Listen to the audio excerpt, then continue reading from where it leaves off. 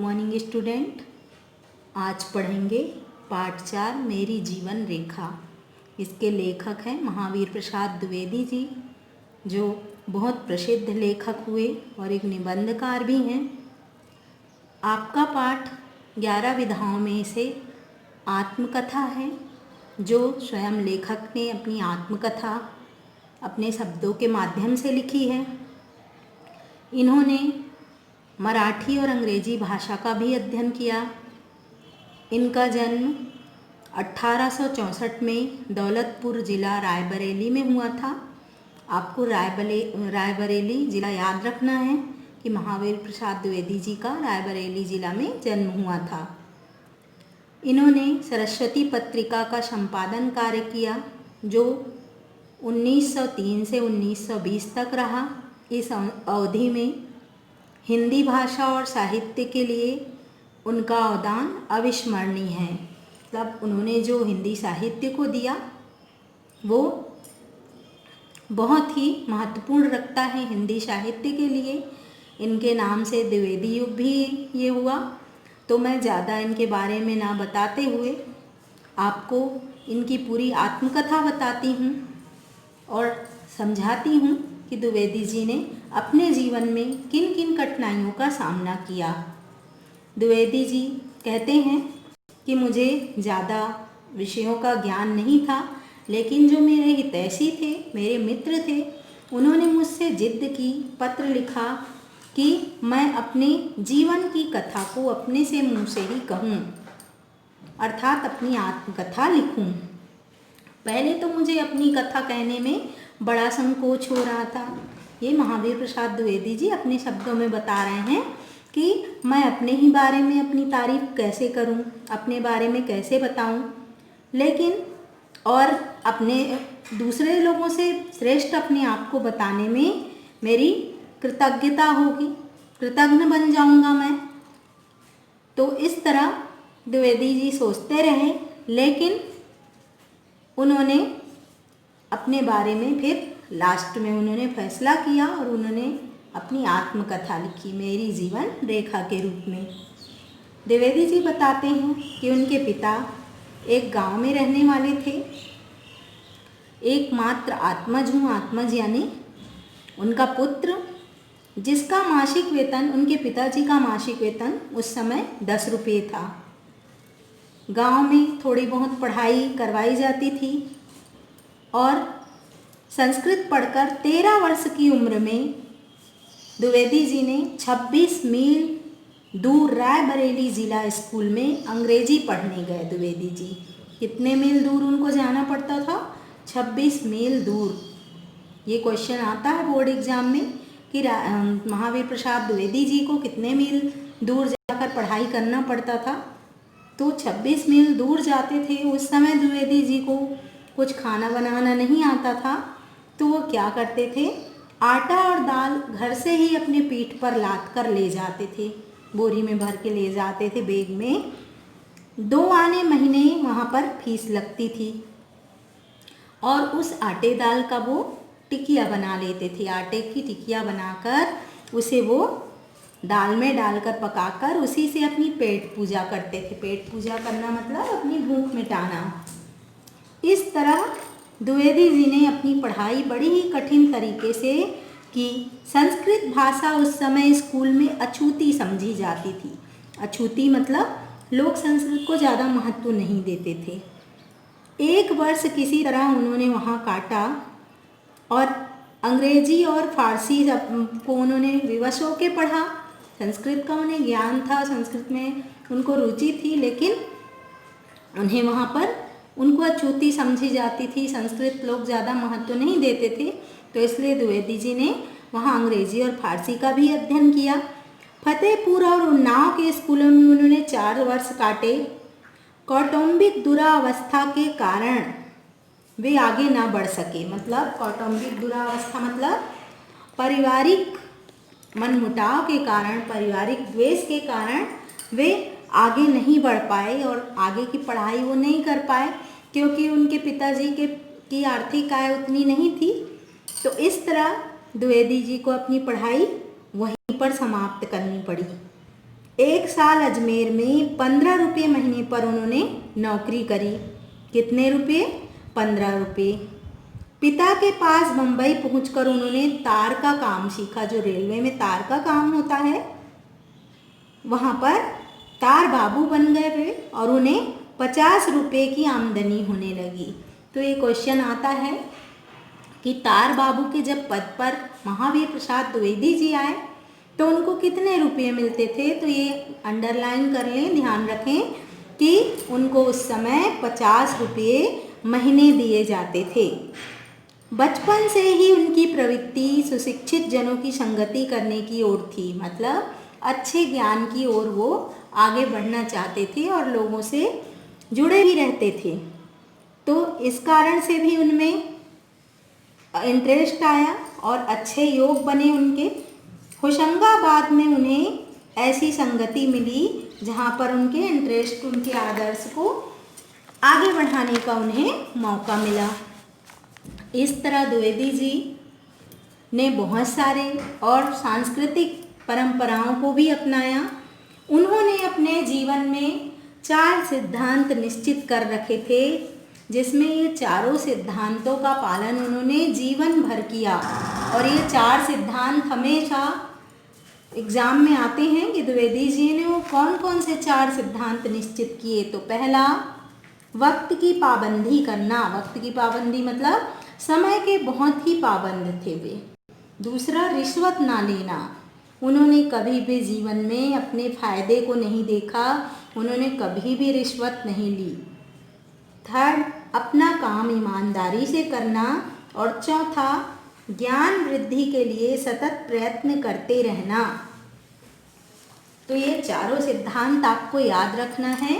वक्त की पाबंदी करना, रिश्वत ना लेना, अपना काम ईमानदारी से करना और ज्ञान वृद्धि के लिए सतत प्रयत्न करते रहना। ये 3 सिद्धांतों का पालन तो वो बहुत आसानी से कर लिया उन्होंने अपने जीवन में। लेकिन जो चौथा सिद्धांत क्या था, ज्ञान वृद्धि के लिए सतत प्रयत्न करते रहना, इसका पालन वो नहीं कर पाए, उसके अनुकूल नहीं चल पाए, क्योंकि उन्हें बीच में पढ़ाई छोड़नी पड़ी थी। तो इस तरह से उन्होंने ये इसका पालन नहीं किया, लेकिन फिर सतत अभ्यास करते रहे, लगातार अभ्यास करते रहे और वो इसमें भी सफल हो गए।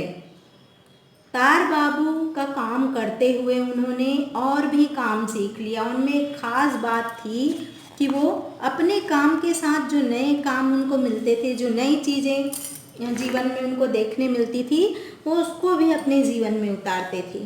तो वो रेलवे में काम करते करते उन्होंने क्या क्या सीख लिया, टिकट बाबू, माल बाबू, स्टेशन मास्टर, यहाँ तक कि रेल की पटरियाँ बिछाने और उनकी सड़क की निगरानी करने वाले प्लेटियर तक का भी काम उन्होंने सीख लिया, जो उनके लिए अच्छा रहा, क्योंकि अफसरों की नज़र उन पर थी। अफसर भी देख रहे थे कि किस तरह ये इतना इंटरेस्ट लेके हर चीज़ को सीखता है। और इस तरह द्विवेदी जी को कम पढ़े हुए होते हुए भी उनको क्या हो गया, ऊपर की पोस्ट मिल गई उनको, और इस तरह जनरल ट्रैफिक मैनेजर मुकर्रर हुए। मुकर्रर मतलब उस पद पर वो आसीन हुए। और इस तरह नए नए काम के द्वारा उनकी उन्नति होती रही। जनरल ट्रैफिक मैनेजर जो थे वो वहाँ आकर उन्हें झांसी ले आए और नए नए काम उन्हें सिखाने लगे, और इस तरह उनकी नई पदोन्नति होती गई। इस उन्नति का प्रधान कारण उनकी ज्ञान लिप्सा और गौर कारण था, मतलब ज्ञान को जानने का प्रयास करते थे, कोई नई चीज़ पाने का प्रयास करते थे, इसलिए उनकी पदोन्नति होती गई। 10-12 वर्ष बाद भी उनकी मासिक आय योग्यता से कई गुनी हो गई। मतलब जितनी उनकी पढ़ाई में योग्यता नहीं थी, उससे ज़्यादा उनकी मासिक आय बढ़ गई, क्योंकि वो अदर चीज़, एक्स्ट्रा चीज़ों को भी, वर्क को भी करते थे और सीखते थे। इस तरह द्विवेदी जी बताते हैं कि मैं तो समय का पाबंद हूँ, या मुझे जो भी सहना है वो मैं सह सकता हूँ, सहनशीलता अपने में अपना सकता हूँ, लेकिन मैं दूसरों के लिए, औरों के लिए अत्याचार करने का अधिकार नहीं रखता। ऐसा द्विवेदी जी का मानना है। लोग अपने ऊपर जितनी भी कड़ाई कर सकते हैं अपने जीवन में, लेकिन दूसरों पर लोगों को अधिकार जमाने का कोई हक नहीं बनता। लेकिन क्या हुआ, जो उनके बड़े अधिकारी थे वो कहने लगे कि तुम दूसरों पर भी हुक्म चलाओ और कर्मचारियों को सुबह 8 बजे से दफ्तर में बुलाओ और 10 बजे जाने के लिए कहो। मतलब इस तरह के द्विवेदी जी जितना काम करते थे, तो उनके अफसरों का कहना था वैसा ही काम तुम अपने नीचे के कर्मचारियों से करवाओ। और ये द्विवेदी जी को पसंद नहीं थी और उन्होंने तुरंत इस्तीफा दे दिया नौकरी से और वो घर आ गए। लोगों ने मना भी किया लेकिन वो नहीं माने और भी ऑफिस से आते रहे, फ़ोन आते रहे, सिफारिश आती रही। लेकिन द्विवेदी जी ने अपनी पत्नी से पूछा कि मैं क्या करूं, अब फिर से मेरे ऑफिस से बुलाया जा रहा है। तब पत्नी ने सरल शब्दों में कहा, विषण होकर कहा कि तुम उदास होकर कहा, विषण मतलब उदास होकर कहा कि क्या थूक कर भी कोई उसे चाटता है।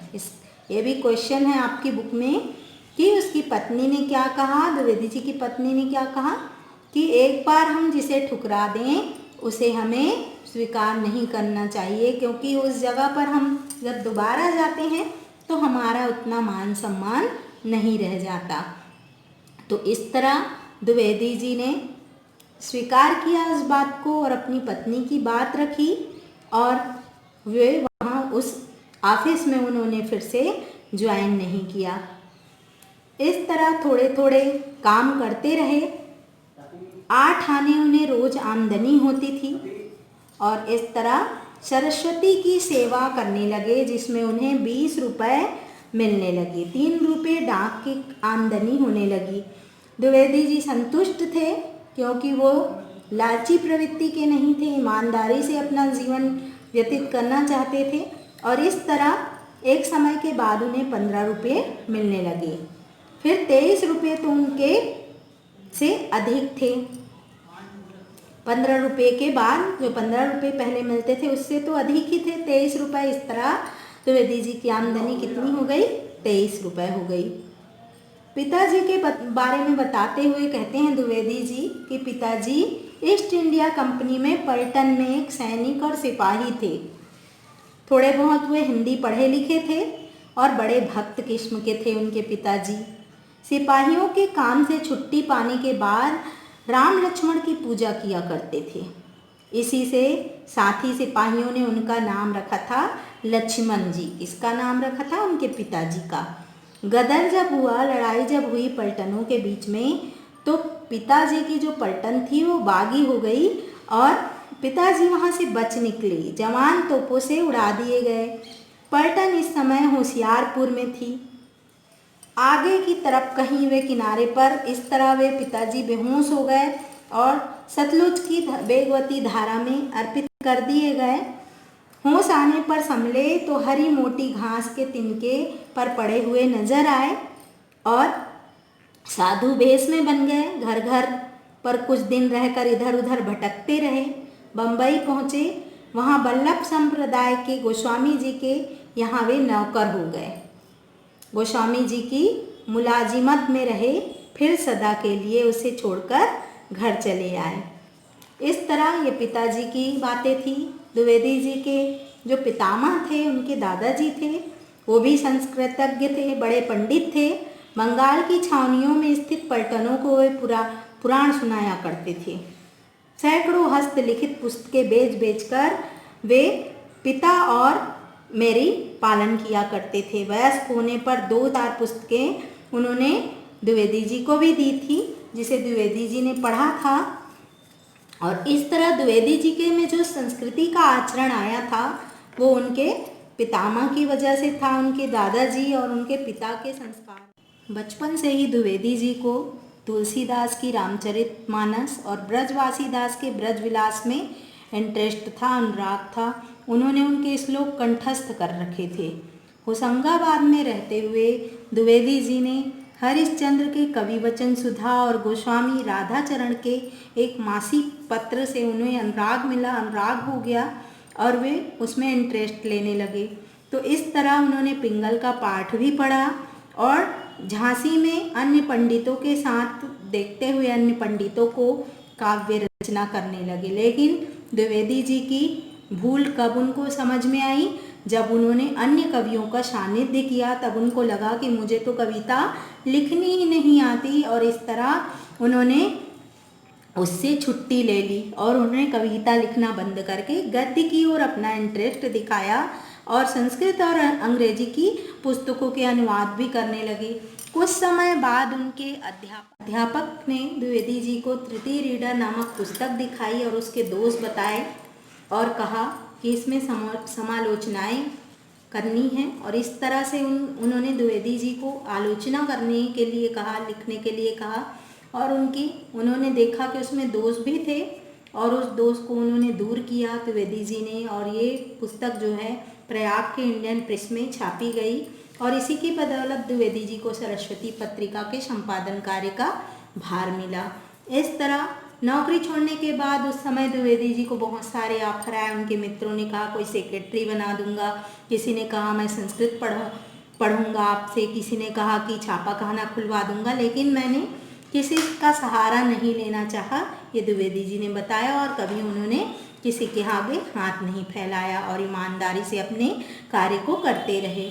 द्विवेदी जी के सरस्वती पत्रिका के संपादन कार्य के समय उन्हें बहुत सारे ऑफर भी आए और इस तरह उन ऑफरों को उन्होंने स्वीकार नहीं किया। किसी ने कहा कि मैं आपको एक सोने की घड़ी दूंगा, किसी ने कहा कि आप मेरी मर्सिया छपवा दीजिए तो मैं आपको निहाल कर दूंगा, खुश कर दूंगा। तो इस तरह बहुत सारे प्रलोभनों के बीच भी द्विवेदी जी ने कभी लालच नहीं की और उन्होंने सरस्वती पत्रिका में संशोधन करके लेखों में ऐसे पाठकों के हिसाब से उस भाषा को बनाया, उस पुस्तक को बनाया जिससे पाठकों को आसानी से समझ में आ जाए और पाठक आसानी से उस भाषा को समझ सकें। इस तरह द्विवेदी जी ने अपनी विद्वता को दिखाते हुए अपने जीवन में ईमानदारी का पालन किया। धन्यवाद स्टूडेंट। लेकिन आपको इस चैप्टर को रीड भी करनी है, बिना रीड किए आप इस चैप्टर को नहीं समझ पाएंगे। धन्यवाद।